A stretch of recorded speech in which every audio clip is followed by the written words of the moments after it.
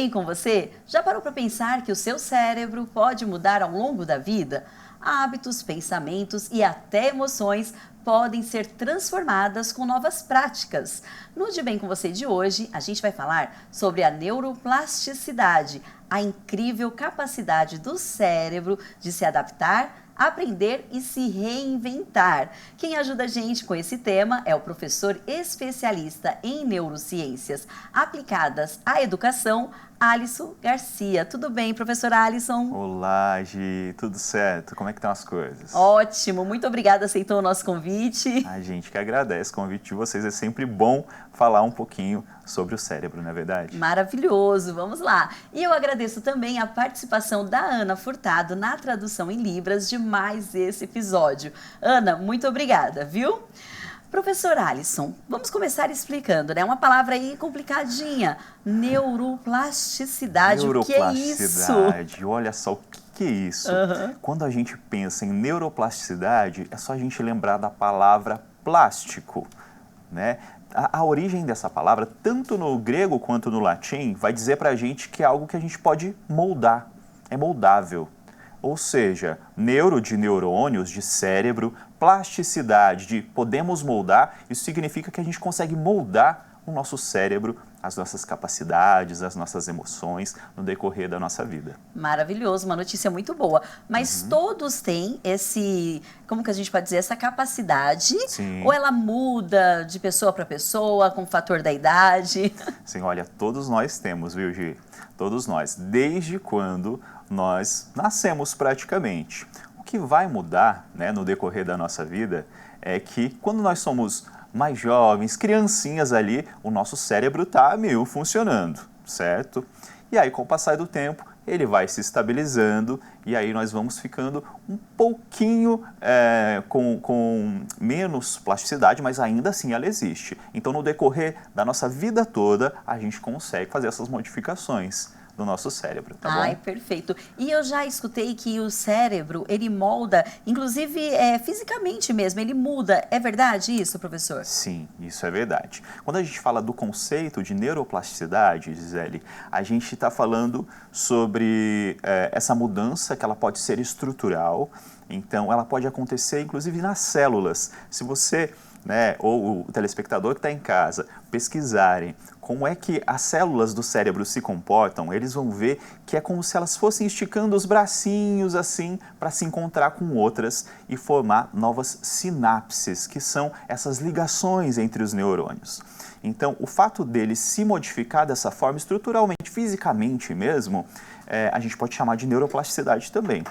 E o fato do cérebro se reorganizar, criar novos neurônios, isso também faz parte da neuroplasticidade. Ai, perfeito. Você falou um pouquinho sobre a infância e a vida adulta. Exato. Mas explica melhor, então. Na infância, a neuroplasticidade está 1.000.000, porque a gente está ali na escola, de repente, eu imagino, está aprendendo coisas novas, e chega uma época na fase adulta que a gente costuma querer ficar um pouco mais acomodado ali, né? Exatamente. E a gente tem que fazer o contrário, viu, Gisele? Já adianto para vocês. Mas olha, na infância é algo biológico mesmo. Por quê? Porque o nosso corpo está se desenvolvendo, assim como as nossas capacidades, as nossas habilidades cognitivas, está tudo a 1.000, né? O nosso metabolismo, que vai desacelerando com o tempo, está tudo a 1.000 para que a gente, de fato, consiga aprender coisas, para a gente ter uma vida funcional, né, quando a gente cresce. Então, o nosso corpinho está ali, pegando todos os estímulos do ambiente, querendo aprender tudo. Quem tem criança em casa sabe exatamente do que a gente está falando, né? As crianças aprendem tudo que a gente fala, tudo que a gente faz... Quase que um espelho. Quase que um espelho, exatamente. Então, o cérebro da criança é como se fosse uma esponjinha, ele vai absorvendo tudo, né? E aí, essa capacidade da neuroplasticidade na infância, né, entre a primeira infância e a segunda infância, ela é um pouco mais exacerbada, eu diria. A gente tem uma máxima interessante, Gisele, e pessoal que está em casa, nas neurociências, que vai dizer que o cérebro é da seguinte forma: use-o ou perca-o. Olha só que interessante isso. Nossa, muito forte, né? Forte. Fica a reflexão aí. Fica a reflexão. Então é melhor usar. É melhor usar. Com certeza. Né? E o nosso corpo né? Como a gente estava comentando um pouquinho antes da gente Sim. entrar no ar, o nosso corpo funciona assim, né? Se a gente não usa ali os nossos músculos, eles vão ficando murchinhos, tristinhos, né? E o cérebro é do mesmo jeito. Tá certo. E como você falou, professor, que a gente tem esse poder de moldar o nosso cérebro, é importante a gente falar também dos pensamentos negativos. A gente consegue moldar também para pensar só em coisas negativas. Então tem que tomar cuidado até de que maneira que a gente molda esse cérebro, não é verdade? Exatamente. Então a gente precisa escolher o tipo de estímulo que a gente quer receber. É claro que não o tempo todo a gente vai conseguir escolher se a gente vai ficar, né, triste, chateado, etc. As emoções, elas influenciam bastante, né, na plasticidade do cérebro, e nas nossas memórias principalmente, né? Só que a gente consegue, na verdade, regular como a gente vai reagir diante dessas emoções. E aí isso vai com o tempo ali regulando, e aí a gente consegue agir de uma outra forma, e o nosso cérebro entende que a gente tem capacidade de lidar com as coisas negativas, então ele fica mais tranquilo. Acontecer algo negativo, eu não vou ficar tão triste assim, porque eu sei que eu vou dar conta. Perfeito com as coisas negativas e fica feliz com as coisas positivas, sabendo que é o que eu sempre falo, tudo passa. Exato. De repente está passando por um momento muito ruim, fica tranquilo que passa. E um momento muito bom, ele também passa. Então aproveita o máximo que puder. Exatamente. Porque ele passa, né? E uma outra questão também que a gente fala bastante aqui, tem recebido os convidados no De Bem Com Você, eu não tenho como controlar o que acontece comigo, mas daí eu posso controlar a minha reação com isso que acabou de acontecer. Perfeito. Né? Por isso é importante Perfeito. treinar o cérebro. Exatamente. Né? O treino do cérebro, a estimulação cognitiva, né? Quando a gente fala de estimulação cognitiva, a gente está falando de estímulos propícios, estímulos sistematizados, né? Com um grau de desafio adequado ali para o nosso cérebro, para que ele continue funcionando e a gente se desenvolvendo enquanto indivíduo, enquanto profissional no decorrer da nossa vida. É isso mesmo, tem que buscar esse desenvolvimento sempre, né? Não pode parar. Exatamente. Olha só, gente, estudos mostram que o cérebro cria novas conexões a partir da repetição.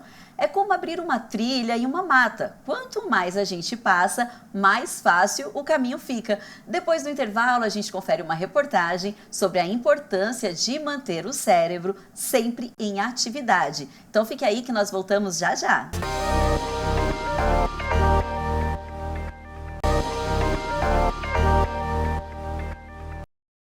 Estamos de volta. Para manter a memória sempre ativa, é importante praticar exercícios que envolvam os 5 sentidos e que estimulem a concentração, a atenção e a memória. E para entender um pouco mais sobre as funções cerebrais, eu te convido agora para assistir uma reportagem do Rafael Ramos com imagens do cinegrafista Luiz Fernando Madonna.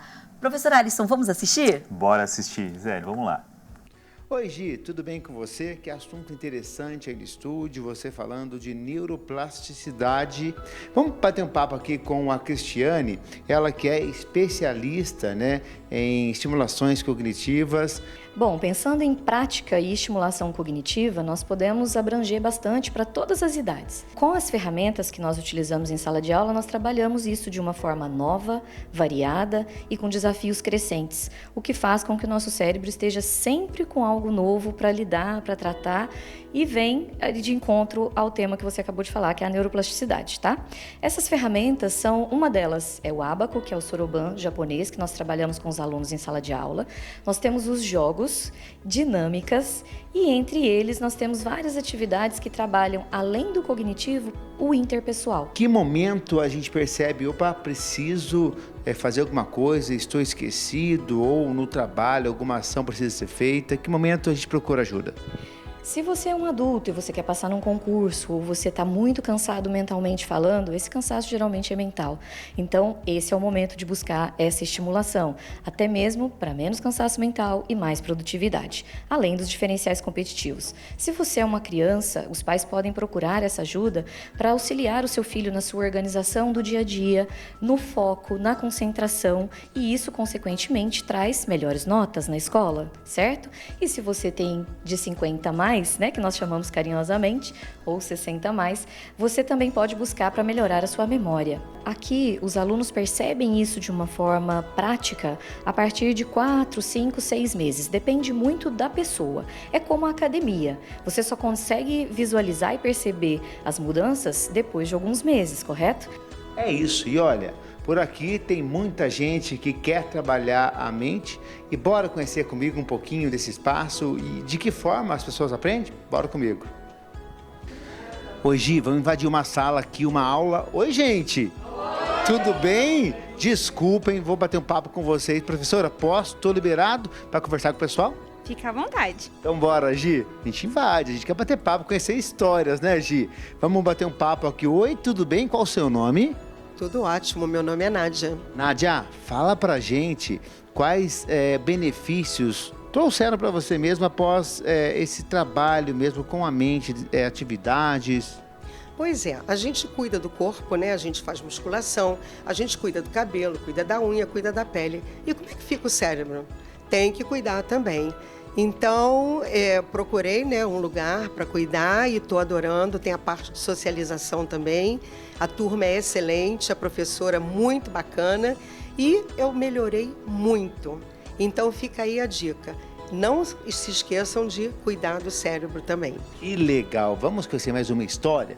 Oi, tudo bem? Qual é o seu nome? Márcia. Márcia, fala pra gente o que mudou na sua vida, né, após o início das atividades com o cérebro. Então, melhorou o meu foco, raciocínio, né? Tem atenção também, socialização. É muito legal a gente tem jogos, a gente faz bastante exercícios. Vai falar agora com a professora Jéssica também, que faz tudo isso acontecer com os alunos. Professora, o que é para você ver tantas histórias de superação com esse trabalhando a mente, né?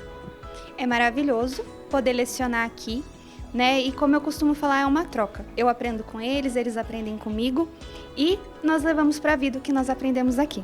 É isso, gente. Olha, e vamos ficando por aqui, Gi. Vamos dar um tchau para você coletivo aqui com a galera, porque eles estão bem animados, estão com a mente bem afiados também. Vamos dar um tchau para a Gi lá no estúdio? Tchau, Gi!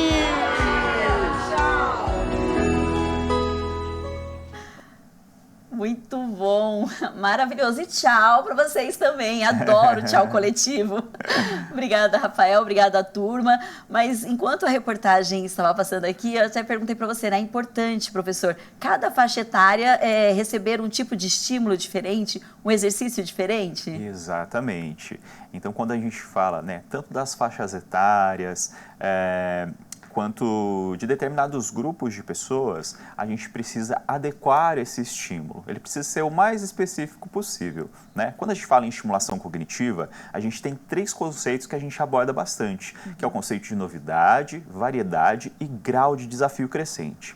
No grau de desafio, a gente precisa pensar o quê? Que eu não posso entregar para você, por exemplo, uma atividade de estimulação cognitiva que seja nem muito difícil, que te desmotive a não querer fazer mais, ou que nem seja tão fácil, que você pegue e fale, isso aqui parece meio bobo, né? Então, a gente tem que adequar esse estímulo, que você vá subindo de degrau por degrau, para que o desafio seja adequado. Olha que bacana, assim como na academia a gente vai mudando ali o peso, as repetições de exercícios. Exatamente. O cérebro é a mesma coisa. Excelente o seu exemplo. Ai, que bacana. Professor, é importante falar também que ficar fazendo atividades muito, repetindo atividades, a gente pode deixar esse cérebro também preguiçoso, né? Sim. E aí para mesmo de criar as neuroplasticidade? Com ele certeza. Congela, tipo... Ele congela, ele para, né? Nossa. A gente tem um conceito... Estagna, né? Continua funcionando ali no básico, né? Mas a gente tem um conceito que ele é bem recente, que é o brain rot, que é como se fosse o cérebro apodrecendo, né, em inglês, que é quando a gente não tem estímulo que seja saudável para o nosso cérebro. E como é que a gente coloca coisinhas para dentro do nosso cérebro? Através dos sentidos, né? Então a gente precisa de uma estimulação cognitiva com exercícios adequados, com atividades adequadas, que deixam o nosso cérebro saudável. Hoje, Gisele, a gente tem ali... muita gente fica muito no celular, por exemplo. É algo positivo o celular? Sim, mas naquele limite. né? Moderar um pouquinho, Moderar um pouquinho. Então, tem coisinhas aí que não oferecem tanto estímulo positivo, que a gente tem que ir equilibrando, como tudo na nossa vida. Uma realidade que é muito, assim, que a gente percebe é a questão do número de telefone. Que antigamente a gente decorava números de telefone da casa da mãe, da avó, da tia. Hoje ninguém sabe, às vezes não sabe nem o próprio número. É verdade. Né? O meu número eu sei, mas eu confesso que de pessoas muito próximas, se eu precisar ali, eu vou dançar, porque eu não sei não decorei não. A gente se esquece, né? Sim. É número, é endereço. Sim, né? Caminho. Agora todos os caminhos a gente usa os aplicativos aí, né? Os aplicativos que conseguem falar, vira à direita, e às vezes a gente não está nem prestando mais atenção no caminho, fica tudo no automático. Olha só, você falou uma palavrinha-chave aí que é a atenção, né? Quando a gente fala de memória, a memória está super relacionada com a atenção, porque se a gente não está prestando atenção, a gente não está recebendo estímulo adequadamente, então a gente não vai se lembrar das coisas. Sim. E a própria escrita, né, professor? É uma coisa que já está quase, a gente vê que poucas pessoas escrevem hoje com a facilidade de você poder mandar um áudio ou, enfim.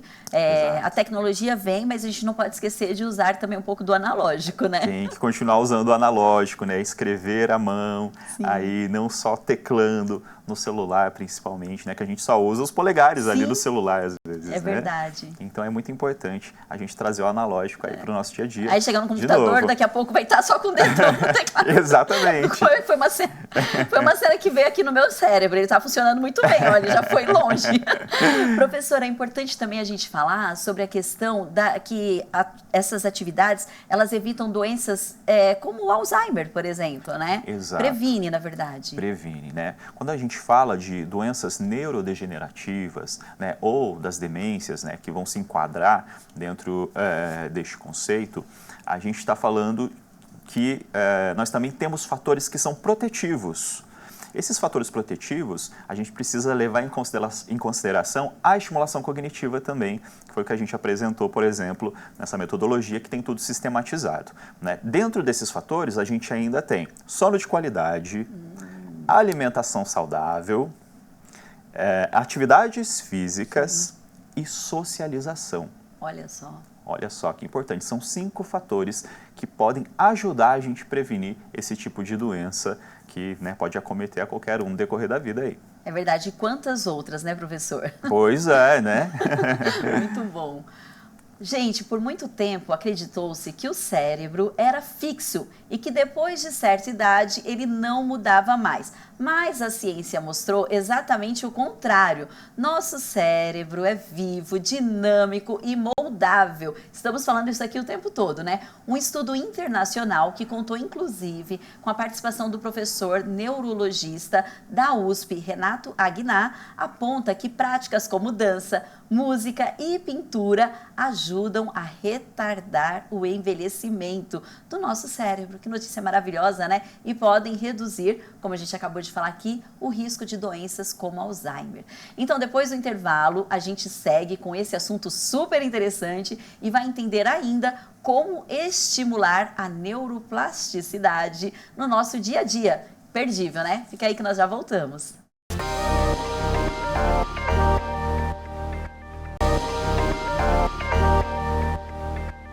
Estamos de volta. A neuroplasticidade é a capacidade que o cérebro tem de se adaptar, aprender e se transformar ao longo da nossa vida. Sobre esse assunto, eu sigo a conversa aqui no estúdio com um professor e especialista em neurociências aplicadas à educação, Alisson Garcia. Professor, por que atividades como dança, pintura, né, são tão importantes para o cérebro, para essa atividade da neuroplasticidade? Legal, é uma ótima pergunta, né? Você citou a pesquisa. Sim, uma pesquisa internacional. Olha só que bacana. Essas atividades, o que elas trazem para a gente? Quando a gente começa a aprender algo, qual é a primeira coisa que a gente sente? Será que eu vou dar conta? Insegurança. Insegurança. Mas se a gente persiste, a gente entra... Lembra que eu falei dos degraus? Né? A gente vai subindo essa escadinha do desafio. Então é um desafio que a gente vai superando e o nosso cérebro ele vai se adequando, ou seja, ele vai se modelando aquele novo aprendizado. Sim. Então é um esforço que o nosso cérebro faz para que a gente consiga aprender algo novo. Além disso, a gente sabe hoje que como eu havia dito anteriormente, a socialização que essas atividades elas promovem para essas pessoas que participam é muito importante. Isso faz um bem danado para o cérebro, viu, Gisele? Sim, olha, você adivinhou a minha próxima pergunta, viu? É? Que eu ia falar seria justamente essa, né? Como que essas atividades ajudam nas emoções e no nosso bem-estar? Como que elas contribuem, né? Contribuem muito. Contribui muito. Primeiro que quando a gente se exercita, né, nessas atividades de dança, por exemplo, o nosso corpo ele já vai liberar uma série de neurotransmissores e hormônios que fazem com que a gente se sinta bem. Isso já não é segredo para mais ninguém, né? Uhum. E tem a parte da socialização, como a gente disse, que também vai ajudar a gente. Quando a gente está com as outras pessoas, a gente tende a se sentir mais acolhido, a gente se sente melhor, a gente tem com quem contar em alguns momentos mais difíceis, então a gente se sente amparado de certa forma. E o nosso cérebro ele precisa de segurança para ele conseguir se desenvolver. Se a gente não se sente seguro, é muito complicado da gente, né, receber estímulos de forma adequada. Né? Você citou uma pesquisa, eu me lembrei de uma outra pesquisa que foi publicada recentemente, né, do ano passado para esse ano, feita pelo Departamento de Gerontologia e Geriatria da USP também, né, que ela vai analisar justamente um modelo de estimulação cognitiva brasileiro, que inclusive nasceu aqui em São José, né, e esse modelo de estimulação cognitiva, a socialização, ela gerou um declínio na autopercepção dos alunos, né, ou seja, os alunos tiveram uma diminuição nos sintomas depressivos. Tá? Olha que importante isso. Você falou sobre as emoções. Sim. Né? Então, tudo que é feito em grupo, seja uma aula de dança, seja uma aula de pintura, além do desafio que a gente vai ter para aprender, que é o nosso cérebro e a neuroplasticidade tentando ali adequar as informações, a gente ainda tem essa outra parte que vai trazer esse quentinho no coração. Ai, que bacana, ajuda muito, né? Principalmente nessa questão do bem-estar. Exato. E quando você falou dessa dificuldade de aprender, que depois as coisas, com o passar do tempo, elas acabam ficando mais fáceis, eu lembrei de quando a gente aprende a dirigir. Parece que a gente não vai dar conta. Você fala, meu Deus, são 3 pedais aqui, o carro, né? E eu tenho só 2 pés, como que eu vou conseguir fazer isso? Como é que eu vou fazer isso? E aí você pensa em passar mais... O medo da ladeira. E daqui a pouco a gente está fazendo isso, conversando com a pessoa que está do nosso lado, como se fosse, né? Então, por isso que é sempre importante desafiar mesmo. Sempre importante desafiar e manter, né? Sim. A gente não pode desistir. Comecei uma atividade, eu não consegui, vou deixar para lá, deixa para lá. O nosso cérebro, ele é muito safadinho, viu, Zé? Por quê? O que acontece? Ele é excelente em economizar energia. A gente fala que ele gosta muito de economizar energia. Porque lá, os nossos antepassados, a gente precisava caçar, Sim. a gente precisava coletar alimentos, a gente não sabia quando a gente ia comer de novo, precisava ir de um lugar para o outro. Isso demandava um gasto energético do corpo muito grande. Só que a gente manteve ali esse funcionamento no cérebro por enquanto. Quem sabe um dia ele para de funcionar. Então, o nosso cérebro ele quer economizar energia a todo custo. Então, quando você começa a fazer uma atividade e está gastando muita energia mental, ele já fala assim, olha, deixa para lá. Começa a criar ali várias desculpas para você não prosseguir. E é onde a gente tem que insistir com ele. Não, eu vou sim, vou com calma, vou dar conta e vai dar tudo certo. Professora, é importante a gente falar que, às vezes, algumas atividades simples podem ajudar nesse exercício de criar novas conexões, né? Sim. E aí nós até preparamos um quadro aqui, eu vou pedir para o Matheus. Matheus, por favor, coloca para gente com algumas dicas práticas, olha lá. Práticas do dia a dia que podem trabalhar a neuroplasticidade. Escovar os dentes com a mão não dominante. É difícil demais, hein, professor? É difícil demais, né? Esse tipo de exercício a gente chama de neuróbica, né? Como se fosse um exercício aeróbio do cérebro, né?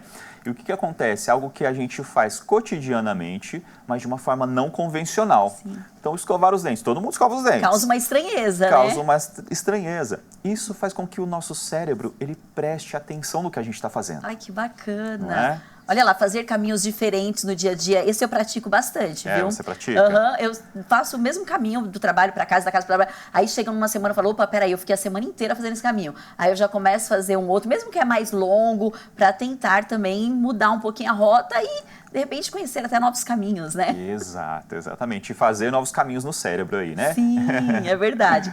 Aprender algo novo. Falamos aqui, inclusive, com a pesquisa, né? Um idioma, um instrumento, uma habilidade. Instrumento é difícil, hein, professor? Instrumento é difícil. A música é uma grande aliada da estimulação cognitiva, né? Porque quando você vai aprender um instrumento, por exemplo, você precisa entender qual é o funcionamento dele, você precisa aprender a ler uma música numa partitura, que é quase um outro idioma ali. É verdade. Né? Mas em qualquer fase da vida, qualquer um, né, desses aprendizados, tanto o idioma quanto o instrumento, ou alguma arte, habilidade, é muito bem-vindo, é muito importante, porque a gente consegue aprender enquanto a gente está vivo, viu? Sim, não, eu tô nessa, viu? Comecei a aprender pandeiro. Nossa, Deus, os meninos não aguentam isso, não aguentam mais aqui. Já estão um ano ouvindo que eu comecei a aprender e eu não saio do, como que é dedo, ponta, punho, ponta, dedo, ponta. E aí eu tô dirigindo e tô dedo, ponta, punho, ponta. Olha, o pessoal que está assistindo em casa vai comentar lá nas redes sociais para a Gisele vir tocar pandeiro no programa. Gente do céu, olha, vai demorar mais um ano ainda, olha lá, viu? Porque, meu Deus do céu, que coisa difícil. Parece fácil, mas não é. Jogar jogos de tabuleiro, esse é fundamental também. Esse é fundamental. Os jogos, né, muita gente acaba associando às crianças. E, na verdade, não. Nós temos jogos que eles vão estimular as nossas habilidades em qualquer fase da nossa vida. Né? Então, a gente, além da estimulação cognitiva, né, de atenção, raciocínio lógico, habilidades visoespaciais, a gente tem a socialização e as habilidades que a gente chama de socioemocionais, que fazem parte do nosso cérebro, né, e que dizem respeito a quê? A como eu lido com as minhas emoções e as minhas atitudes ali no momento do jogo e como eu lido com as emoções e as atitudes do outro. Tem aquela pessoa que não sabe ganhar, tem a pessoa que não sabe perder, né? E não é só criança não, viu? Adulto Conheço também. Adulto também. É verdade. E por último, aqui não menos importante, né? Dançar, que a gente já falou também, que é quase ali estar junto com aprender um instrumento musical. Exato. Algumas pessoas têm mais habilidades, outras não, mas é importante mexer os pezinhos. Exato, é importante mexer os pezinhos. Mexam os pezinhos, né? A dança, assim como as outras habilidades que a gente foi comentando, ela, além, né, do estímulo cognitivo, a gente vai adquirindo uma consciência corporal, que é um aprendizado também. Né? A gente chama, né, o aprendizado de coisas que têm relação com o sistema motor ali, de memórias de procedimento. Sim, né? sim. Se tem uma coisa que a ciência já provou é que nunca é tarde para mudar. O seu cérebro está neste exato momento sendo moldado pelas suas escolhas e pelos seus pensamentos. E os seus hábitos também, gente. Talvez a pergunta não seja, será que eu consigo mudar? Mas sim, como eu posso melhorar hoje? Porque no fim das contas, cuidar da mente também é uma forma de cuidar da vida. Professor Alisson, muito obrigada, foi incrível. Eu que agradeço a oportunidade de estar aqui com vocês. Adorei o papo. Obrigado. Foi muito bacana, também gostei muito.